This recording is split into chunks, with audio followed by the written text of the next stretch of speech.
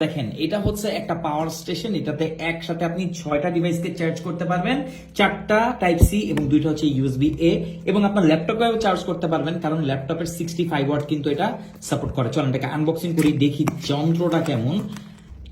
All right, finally খুলতে পারলাম। আচ্ছা, এটাকে নিচে রাখি। আচ্ছা, এই যে আমরা পাওয়ার স্টেশনটাকে পেলাম, এখানে আছে একটা ডকুমেন্টেশন যেটা আসলেই কোনো কাজের লাগবে না। আর এখানে একটা মিস্ট্রি বক্স আছে। ওকে, এখানে একটা পাওয়ার কর্ড আছে, এই কর্ডটার সাথে আমরা সবাই পরিচিত। এই হচ্ছে পাওয়ার স্টেশন। আমি ভাবছিলাম অনেক বড় হবে, বাট না। কিন্তু দেখেন এটা কতটা প্রিমিয়াম। এটা প্লাস্টিক মেড ডেফিনেটলি, নাহলে অনেক বেশি ওয়েট হতো। আর এখানে 65 ওয়াট সুপার চার্জার, এটা কিন্তু গ্যান চার্জিং সাপোর্ট করে। এখানে 4টা আমরা পেয়ে যাচ্ছি টাইপ সি পোর্ট এবং 2টা পেয়ে যাচ্ছি ইউএসবি এ পোর্ট।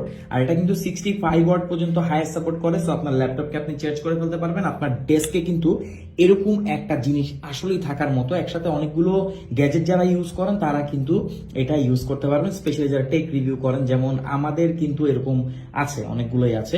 আর এটার নিচে এই যে এই পাশটাতে কিন্তু আছে RGB। সো এটা